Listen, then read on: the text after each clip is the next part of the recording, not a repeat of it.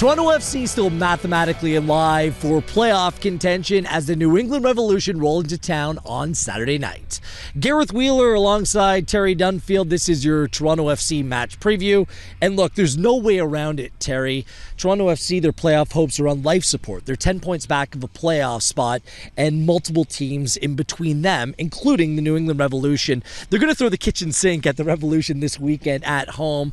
But other than that, you just want to see some good quality play, kind of building upon what was a good performance in a 2-0 loss to the Red Bulls last weekend. Yeah, well said. I think overall it was a pretty good performance. The result wasn't what we wanted, but I think there was a ton of positive. It was great to see Chris Mavinga back out there, put in a shift for 75 minutes. When you go into such a crucial game, you want all your best players. It was a bit of a blow not having Javinko picked up a knock in the Campeones Cup, but I thought for the most part TFC controlled the game, dominated possession. Just need a little bit more cutting edge in the final third, and again cutting out some of those simple mistakes which lead to goals. Sebastian Javinko and Josie Altidore have both been in training. Of course, Altidore left with a knock to his ankle in the second half of last weekend's matchup. As for Toronto FC, it's not only the cutting edge in front of goal, it's a self-inflicted wounds. Just 2 goals that you wouldn't have seen them concede a season ago when all systems were a go. You just got to think that some mental, some emotional, some physical fatigue has really set in. Yeah, I thought they were unlucky on the first one a little bit. It deflects off of Hagelin. Maybe Bones could have punched that one away, and then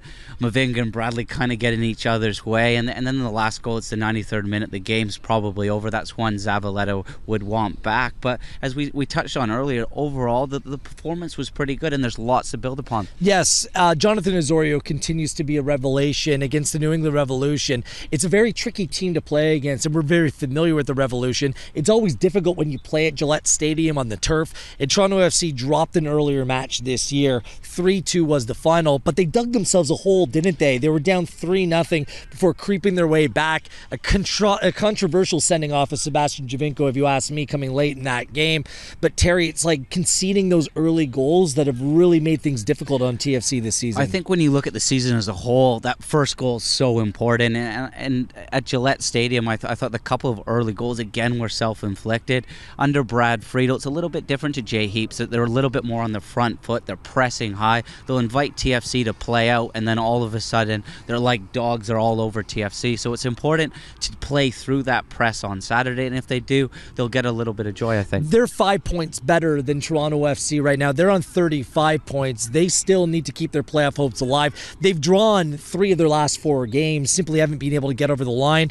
So have some real talent in that team, don't they? I love Fagundes, the way that he plays, and there's other players in that team that seemingly rise up to the challenge every time they play TFC. Yeah, Fagundes is a real technical, tricky player. He's a 10, and he's had more play time under Brad Friedel. I like Pania on the right-hand side. Real dynamic, very good on the counterattack. And then Aguadello and Bunbury, they're sort of splitting that number 9 role. Their fullbacks, they love to bomb forward as well. There's been goals and goals aplenty at BMO Field in recent games. Delamia, the center back for the Revolution, he's out through suspension, so a good opportunity for Toronto FC to get on the front foot and put on a show down the stretch. Just 5 games to go in the season, a big home match against one of the teams that stand in Toronto FC's way.